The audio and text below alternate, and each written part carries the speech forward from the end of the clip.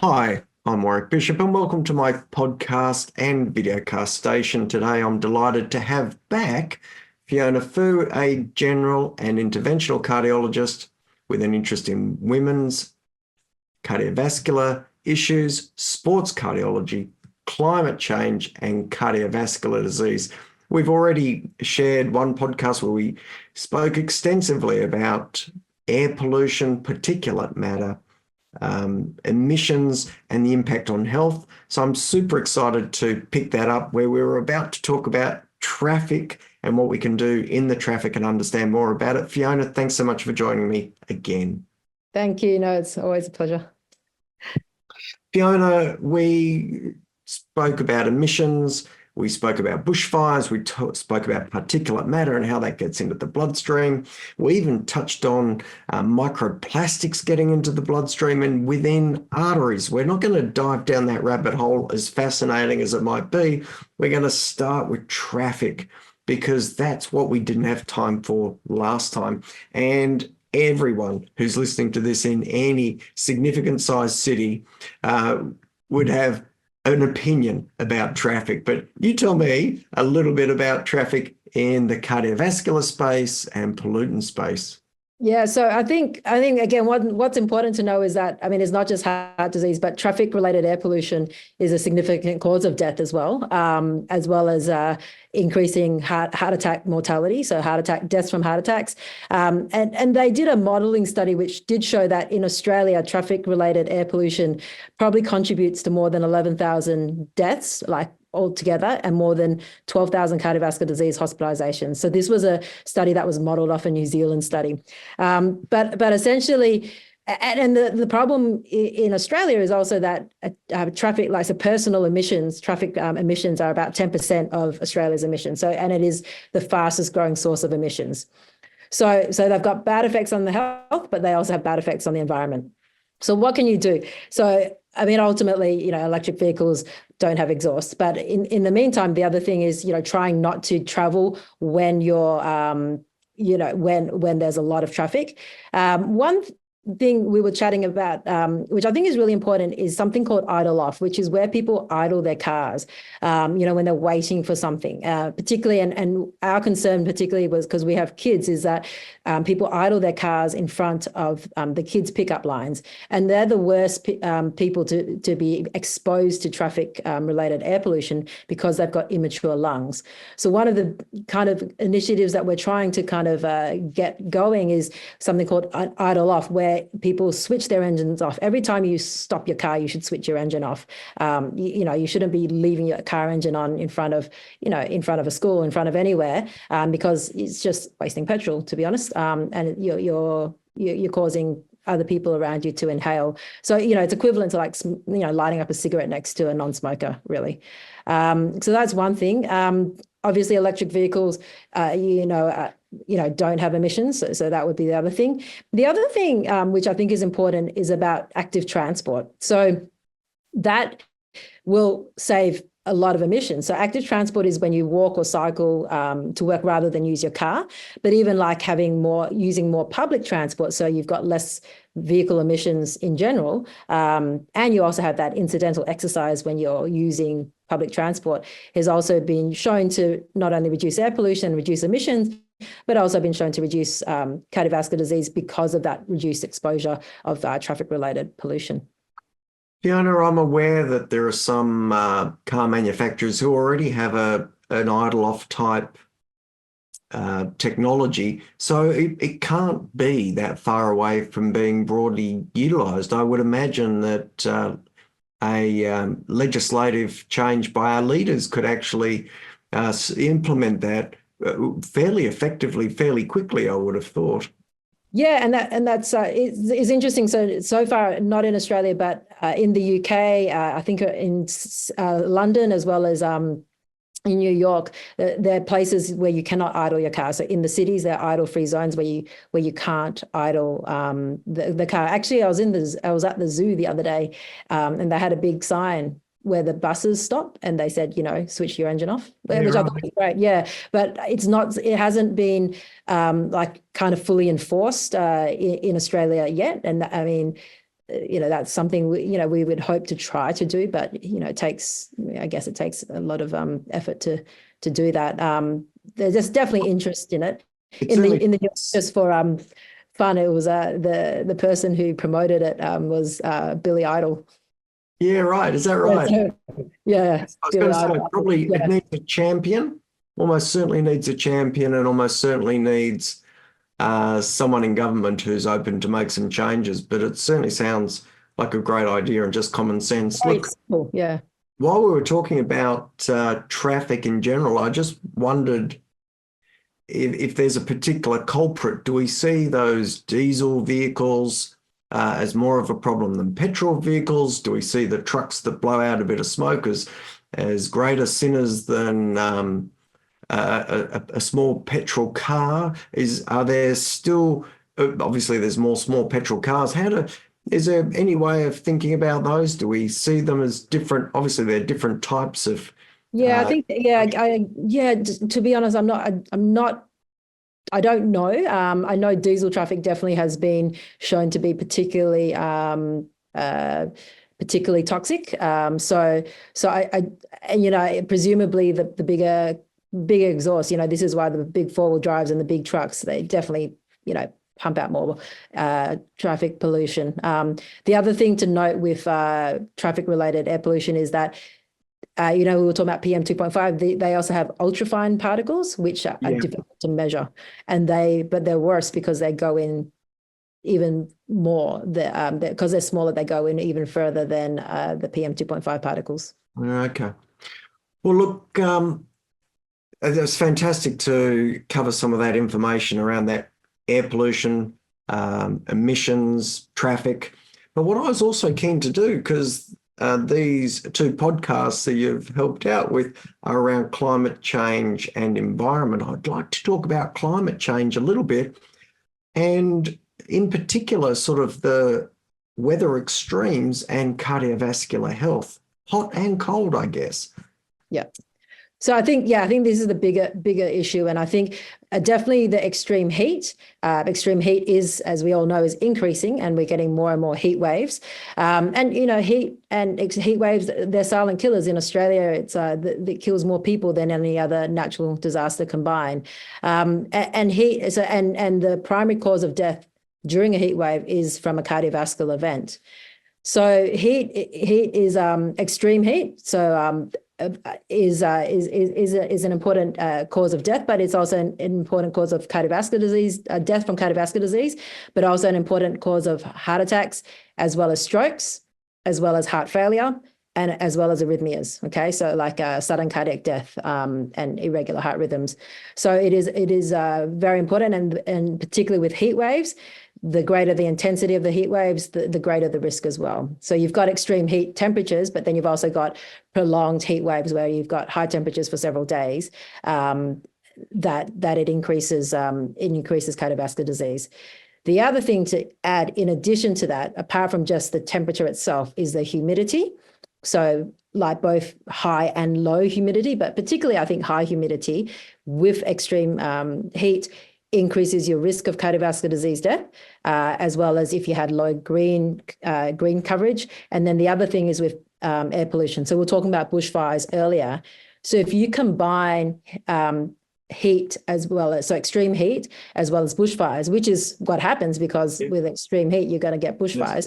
Yes. Then those effects are what we call synergistic, meaning that the joint effect is greater than the two individual effects. Yeah. And so that's really important to know. And, we're affected a lot in Australia because we've got the summers with, extreme heat as well as fires. And then you've got those additive effects of on cardiovascular disease, mortality and morbidity. So hospitalizations. Yeah. So one of those striking figures there, Fiona, was that significant temperature events account for more deaths than any other natural disaster. That's a striking. Heat waves, in Australia, yeah. Striking. I wouldn't have guess that. And I guess as you were sharing, I was trying to think, who are the people at risk? Well, of course, some elderly and frail people who are maybe trying to get to the shops, but I know there are also quite a lot of athletes, often Yes. athletes who are, for want of a better term, if you're listening, it's not a derogatory label, but there are weekend warriors who'll go out and really pound the pavement or pedal hard with their lycra on and really try and get a week's worth of exercise on one of their weekend stints. And I just wonder if you've got any insights into the sort of individuals who are greatest at risk during these times. Yeah, so athletes I'll go into in a second, but what you said, so it's elderly and as well as young and pregnant ladies, but it's those with underlying chronic disease. So anyone with heart disease, lung disease, renal disease, they all have an increased risk. The other one is mental health. So when it's hot, mental health disorders significantly increase. So admissions with mental health also significantly increase. So they're the ones that are most vulnerable. Also, the people who can't afford, like the low socioeconomic, who can't afford air conditioning and who can't, who do not have the ability. But these are the vulnerable groups, and then outdoor workers are the other big group. Okay. And then we talk about athletes. So yes, it's those ones who, maybe weekend warriors, but the other ones are the ones who do, like, we're such a sporting nation.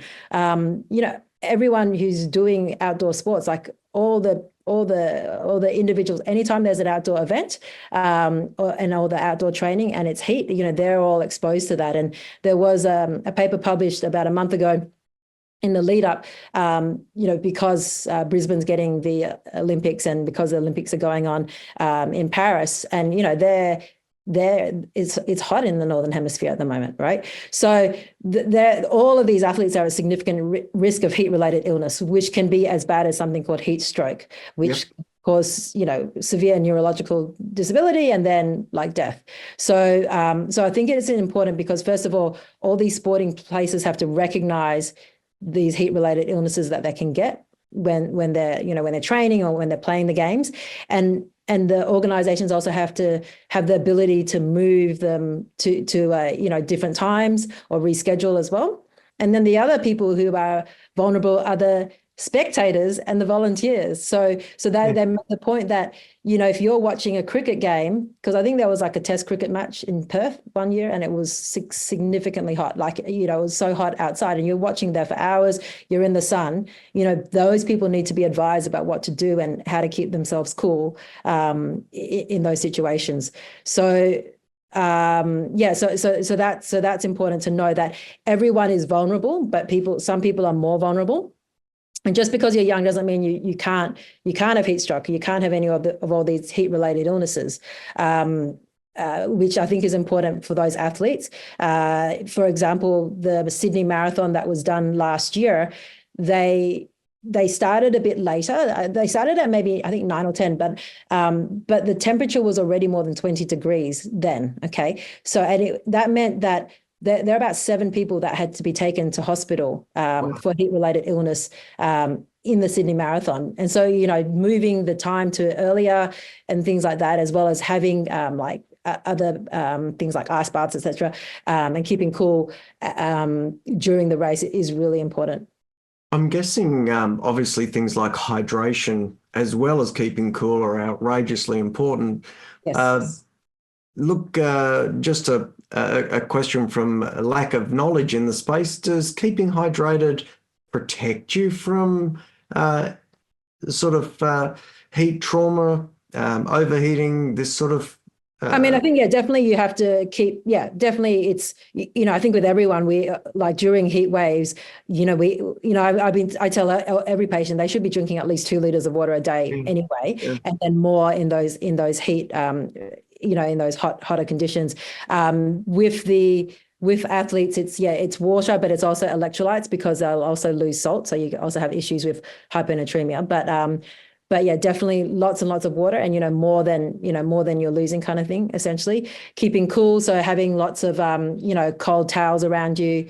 Are we talking about athletes, or do you want me to talk about just general? Look, we're just in general. Yeah. I think we can talk about hypothermia and athletes on another occasion if need be. But as soon as we start talking about heat, keeping hydrated, you and I know that our patients with cardiac failure who are often difficult to get their fluid balances just right, this throws another spanner into the works and really it really necessitates significant consideration. What's your experience there, Fiona? Yeah, so I think one thing that is recommended, and I think it's important that all these patients, these cardiac patients. I mean, apart from the heart failure patients, you've also got patients on antihypertensives as well. So I think prior to it becoming warmer, I think it is really important to go through medications and also let the patients have a bit of accountability of measuring their blood pressure as well. So if they notice that it's getting a bit too low, touch base and having to reduce it. Definitely the diuretic, so like things like Lasix, where they make you lose fluid, they need to be looked at and just carefully maybe even reduced. But you don't want to take people off their heart failure medications, the four pillars of good medications, and you still need to make sure they drink enough but not drink too much. However, my experience is usually that they actually don't drink much anyway. Like I have I have someone who essentially has severe heart failure. She's on all the right medications, but she still has low blood pressure, but she won't drink. Even if you ask her to drink, she won't drink. So she will never reach that, that 1.5 or, whatever restriction that they're on, because she actually just won't even drink a liter. You know what I mean? So I think I don't usually have people drinking too much. But yeah, I'm sure there are people who do. But unless they're kind of critical, I don't think you need to restrict them from drinking. You know what I mean? Like if they're not in acute heart failure, they're not you don't need to restrict their fluid intake. Yeah. But you do need to monitor their medications and their blood pressure and just make them aware of what can happen in the heat, because they're the ones that are going to be more vulnerable to a cardiovascular event during a heat wave. Certainly, there's no question there can be some real difficulty in not only dealing with these environmental changes, but also patients who are a little bit brittle in their own management of their own medical illness. And I know many years ago, I worked in Darwin as a intern and as a registrar, and it was common knowledge that during the dry season, during the tourist season, we would be inundated with travellers from down south who'd turn up in cardiac failure. They'd come on their bus trip. They'd been very careful with their fluid consumption, but they also hadn't taken their diuretics, so they wouldn't be inconvenienced on the bus. Yeah. But everything, as all these moving parts, and anyway, look, I'd really like to finish off on one last critical point, and that's climate change and mental health, because I think we often talk about, the arteries, and we talk about the blood pressure, and we talk about the arrhythmias and various other bits and pieces. But at the end of the day, a huge component of our quality of life is our emotional well-being, our mental health. And I would love you to share some of your own experiences and thoughts around climate change and mental health. And that'd be just a wonderful way to wrap this up. So unfortunately, climate change is a significant, risk factor for mental health. So, all these extreme weather events have been shown to increase mental health disorders, particularly, depression, anxiety, post-traumatic stress disorder. And then, as we were talking about before, just heat. So heat in itself increases admissions for mental health, worsens people's mental health, worse than suicide, unfortunately. So all these things. And then you've also got the other issue, which is what we call eco-anxiety. So people who are particularly worried about the climate and have that kind of ongoing eco-anxiety about the future of our planet. So, but definitely from a mental health point of view, climate change is a big driver of adverse mental health outcomes. And then, as you know, and mental health is a big risk factor for cardiovascular disease. So, you know, these all things like kind of accumulate. And there was also another paper that showed if you combine air pollution, it also worsens mental health and worsens your cardiovascular disease more than in places that don't have air pollution. And then another big one that your listeners probably know about is Takotsubo.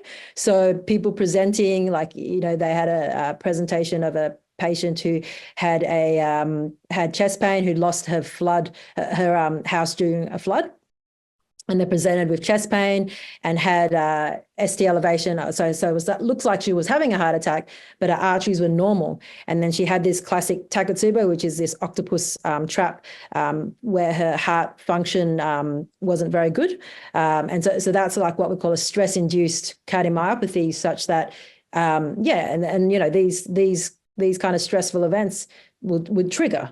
So I think climate change is a big problem for worsening mental health. And then worsened mental health is a big problem for cardiovascular disease as well. So it's kind of all like, unfortunately, I'm sorry to leave on a slow note, but it is actually quite depressing. Like, it is actually a big problem. Yeah. And it's just going to get worse, unfortunately, you know, and, you know, I don't need to put it lightly, but I guess this is the urgency of, you know, why we are talking about this and why we all need to kind of act and do something. Yeah. I think it's super important to raise awareness, because we're thinking about it in terms of it impacting what we wear, maybe what the weather's like. But this is really important because it's impacting our health. On top of that, let alone the sustainability of the planet. But while it's impacting our health, we really should be starting to bring the priority greater and greater, because it is more than, you know, we've had a warm summer, isn't that nice? I wonder if it's going to get too hot. It's really going to drive down to how we're going to be able to live on this planet in a sustainable and a healthy way, actually. Yeah, that's very true. Yeah. Fiona, it's been an absolute delight sharing with you. It really has. Again, I know how busy you are as a cardiologist, because I am one as well. I know how valuable our time is. I know you spread yourself really thin between cardiology, interventional work, but also family and work outside of that. So look, thank you once more for sharing today. No, thank you for letting me be part of this. No, as I said, I think it is really important to spread the word, and just the knowledge, you know, like awareness of all of this is very important. Yeah, thank you. Couldn't agree more. For those who are listening, I'm sure you got as much out of this as I did. Just a fantastic bit of information and such important stuff for us to be thinking about. If you've got any queries or questions, drop us a note at info@drwarrickbishop.online. If you are listening to this for the first time, I'd love you to subscribe. I found out the other day I'm dropping in and out of the top 100 medical podcasts in Australia. I would love to drop into the top 50, so if you subscribe, I'd be very grateful. I found I was actually rated number 3 in Botswana, so I'm due for a trip over there to meet my fans. For now, though, I am going to wish you the very best. I hope you live as well as possible for as long as possible. Take care and bye for now.